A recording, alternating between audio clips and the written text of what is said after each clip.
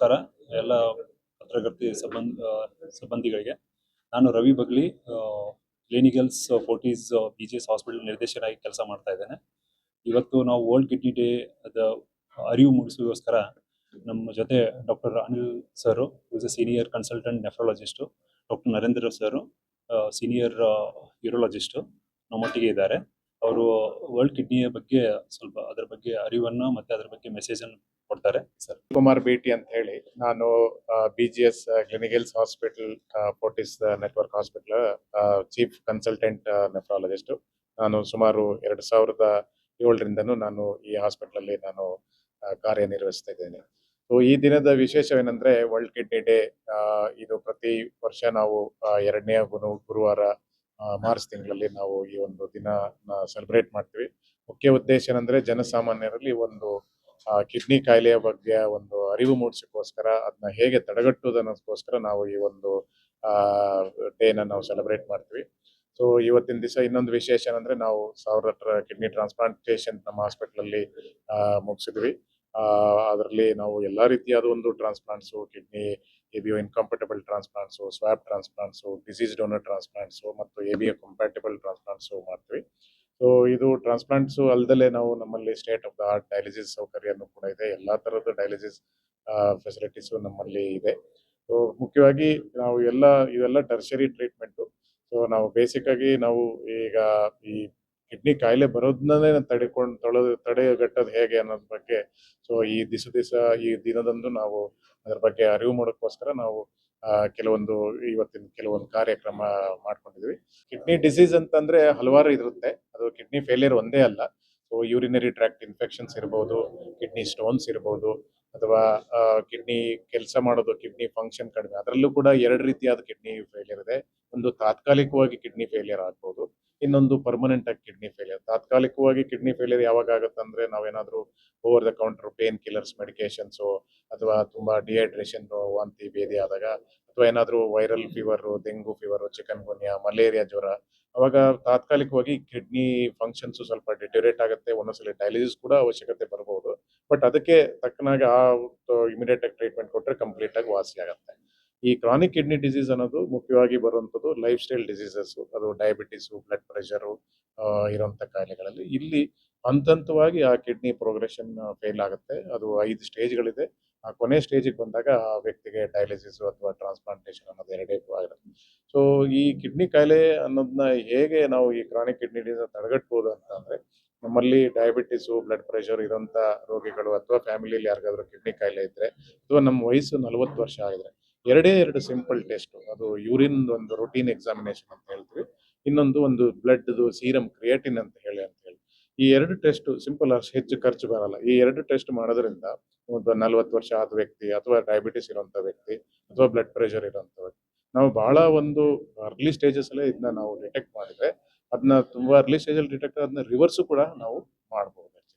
So ಹಾಗಾಗಿ kidney ಕಾಯಿಲೆ ಅಂತ ಕೂಡಲೇ ಭಯಪಡೋದು ಅನ್ನೋದಕ್ಕಿಂತ, ನಮಗೇನಾದ್ರೂ ಆ ರಿಸ್ಕ್ ಫ್ಯಾಕ್ಟರ್ಸ್ ಇದೆ, ನಾವು ಅದನ್ನ ಹೇಗೆ ತಡೆಗಟ್ಟೋದು ಅನ್ನೋದ್ರ ಬಗ್ಗೆ ಜಾಸ್ತಿ ಒಂದು ಮಾಹಿತಿ ತಿಳ್ಕೊಂಡು, ಸೊ ಅದನ್ನ ನಾವು ಅರ್ಲಿ ಸ್ಟೇಜಸ್ ಅಲ್ಲೇ ಟ್ಯಾಕಲ್ ಮಾಡಿದ್ರೆ ನಾವು ಈ ಕಾಯಿಲೆನ ನಾವು ಸಾಕಷ್ಟು ಮಟ್ಟಿಗೆ ಇದನ್ನ ತಡೆಗಟ್ಟಬಹುದು ಅಂತ ಅನ್ಸುತ್ತೆ.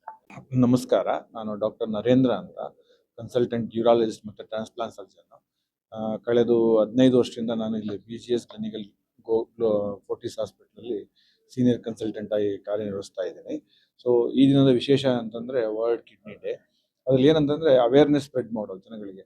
ಸೊ ಹೇಗೆ ಏನೇನು ಕಾಯಿಲೆಗಳಿಂದ ಕಿಡ್ನಿ ಫೇಲ್ಯೂರ್ ಆಗುತ್ತೆ, ಅದನ್ನು ಹೇಗೆ ನಾವು ತಡೆಗಟ್ಟಬಹುದು. So prevention is better than cure ಅಂತ ಹೇಳ್ತೀವಿ.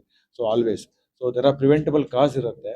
ಸೊ ಈಗಿನ ನಾವು ಹೋಲಿಸ್ಕೊಂಡ್ರೆ kidney compare to the last 15-20 years compare ಮಾಡಿದ್ರೆ ಈಗಿನ ಡಿಕೇಡಲ್ಲಿ ಸೊ ಕಿಡ್ನಿ ಸಮಸ್ಯೆಗಳು ಜಾಸ್ತಿಯಾಗಿ ಕಂಡು ಬರ್ತಾ ಇದೆ.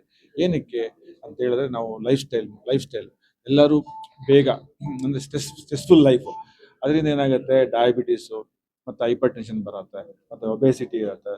ಸೊ ಇದೇ ಕಾಮನೆಸ್ಟ್, ಇಂಡಿಯಾದಲ್ಲಿ commonest cause of kidney failure ಅಂದರೆ ಡಯಾಬಿಟೀಸ್ ಮತ್ತು ಹೈಪರ್ ಟೆನ್ಷನ್.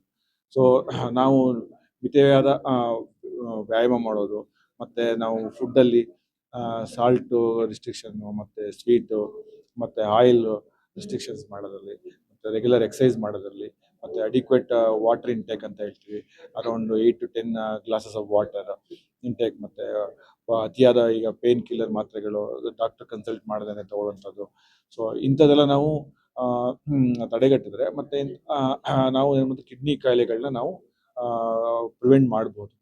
ಸೊ ಕಿಡ್ನಿ ಕಾಯಿಲೆ ಒಂದ್ಸತಿ ನಾನು ಬಂದಾಗ ಏನಾಗುತ್ತೆ ಅಂದರೆ ಜನಗಳಿಗೆ ಒಂದು ಭಯ ಸ್ಟಾರ್ಟ್ ಆಗುತ್ತೆ. ಅವರು ಏನಪ್ಪ ಆಯಿತು, ನಮ್ಮದು ಜೀವನನೇ ಮುಗಿದೋಯ್ತಾ, ಆ ಥರ ಕೆಲವು ಅವ್ರಿಗೆ ಸುಮಾರು ಇದು ಕಾಡುತ್ತೆ. ಸೊ ಕೆಲವ್ರು ಏನು ಮಾಡ್ತಾರೆ, ನಾವು ಒಂದು ಈ ಮಾಧ್ಯಮ ಮಿತ್ರರಲ್ಲಿ ಕೇಳ್ಕೊಳ್ಳೋದು ಅಂತ ಹೇಳಿದ್ರೆ, ಸೊ ಕಿಡ್ನಿ ಫೇಲ್ಯೂರ್ ಆದ ಕೂಡಲೇ ಅವರು ಡಾಕ್ಟರ್ ಹತ್ರ ಬರ್ತಾರೆ. ಬಂದ ಮೇಲೆ ಏನು ಮಾಡ್ತಾರೆ, ಅವ್ರಿಗೆ ಸಮಾಧಾನ ಆಗಲ್ಲ, ಸುಮಾರು ಡಾಕ್ಟರ್ಗಳನ್ನ ಕನ್ಸಲ್ಟ್ ಮಾಡ್ತಾರೆ. ಸೊ ಕೊನೆಗೆ ಏನು ಮಾಡ್ತಾರೆ ಅವರು, ಈ ಕ್ವಾಕ್ ಹತ್ರನೂ ಹೋಗ್ತಾರೆ. ಕ್ವಾಕ್ ಹತ್ರ ಸುಮಾರು ಅದು ಆರ್ಟಿಕಲ್ ಕೆಲವು ಕಡೆ ಎಲ್ಲ ಅಡ್ವರ್ಟೈಸ್ಮೆಂಟ್ ಎಲ್ಲ ಮಾಡ್ತಾ ಇರ್ತಾರೆ. ಸೊ ನೀವು ನಮ್ಮ ಹತ್ರ ಬಂದರೆ ಈ ಚೂರ್ಣ ತಗೊಂಡ್ರೆ ಕಿಡ್ನಿ ಕಾಯಿಲೆ ವಾಸಿ ಆಗುತ್ತೆ, ಕ್ರಿಯಾಟಿನ್ ಕಮ್ಮಿ ಆಗುತ್ತೆ ಅಂತ ಹೇಳ್ತಾರೆ. ಈ ಕ್ರಾನಿಕ್ ಕಿಡ್ನಿ ಡಿಸೀಸ್ ಅನ್ನೋದು ಕಿಡ್ನಿನೇ ಶ್ರಿಂಕ್ ಆಗಿಬಿಡುತ್ತೆ. ಯಾವುದೇ ಥರ ಚೂರ್ಣ ತಗೊಳ್ಳೋದಾಗಲಿ ಏನಿರಲ್ಲ. ಅಲ್ಲಿ ಏನು ಕೊಡ್ತಾರೆ ಅಂತ ಹೇಳಿದ್ರೆ, ಅವರು ಅಲ್ಲಿ ಹೆವಿ ಮೆಟಲ್ಸ್ ಅಂತ ಹೇಳ್ತೀವಿ, ಅವು ಮರ್ಕ್ಯುರಿ, ಕ್ರೋಮಿಯಮು, ಲೆಡ್ಡು, ಈ ಥರ ಹೆವಿ ಮೆಟಲ್ಸ್ ಕೊಟ್ಟಾಗ ಅದೇನಾಗುತ್ತೆ, ಕೆಲವು ಟೆಂಪ್ರವರಿ ಆಗಿ ಅದು ಕಿಡ್ನಿ ಮೇಲೆ ಪರಿಣಾಮ ಬೀರುತ್ತೆ ಮತ್ತು ಸ್ವಲ್ಪ ಯೂರಿನ್ ಥರ ಪಾಸ್ ಆಗ್ತಾ ಇರುತ್ತೆ ಅದು. ಬಟ್ ಅದು ಟಾಕ್ಸಿಕ್ ಮೆಟೀರಿಯಲ್ ಕ್ಲಿಯರ್ ಆಗಲ್ಲ. ಮತ್ತು ಅದೇ ಮೆಟಲ್ಸ್ ಏನಾಗುತ್ತೆ ಅಂತ ಹೋಗಿ ಬೋನ್ ಮೇಲೆ, ನರುಗಳ ಮೇಲೆ, ಕಣ್ಣು ಮೇಲೆ, ಹೃದಯದ ಮೇಲೆಲ್ಲ ಕುತ್ಕೊಂಡು ಮತ್ತೆ ಡ್ಯಾಮೇಜ್ ಸ್ಟಾರ್ಟ್ ಮಾಡಿಸ್ತಾರೆ. ಆಮೇಲೆ ಏನು ಮಾಡ್ತಾರೆ ಅವರು, ಸುಮಾರು ಲಕ್ಷಾಂತರ ರೂಪಾಯಿಗಳನ್ನ ಕಳ್ಕೊಂಡು ಮತ್ತೆ ನಮ್ಮ ಹತ್ರ ಆರೋಗ್ಯನೂ ಕೆಡಿಸ್ಕೊಂಡು ಮತ್ತೆ ನಮ್ಮ ಹತ್ರ ಬರ್ತಾರೆ. ಸೊ ನಾನು ಹೇಳೋದಂತ ಹೇಳಿದ್ರೆ, ಒಂದ್ಸತಿ ಈಗ ಇದರ ಟ್ರೀಟಬಲ್ ಕಾಸ್ ಇರುತ್ತೆ ಕಿಡ್ನಿ ಕೇಸ್ಗಳಿಗೆ, ಡಾಕ್ಟರ್ ಅನಿಲ್ ಅವ್ರು ಹೇಳ್ದಂಗೆ.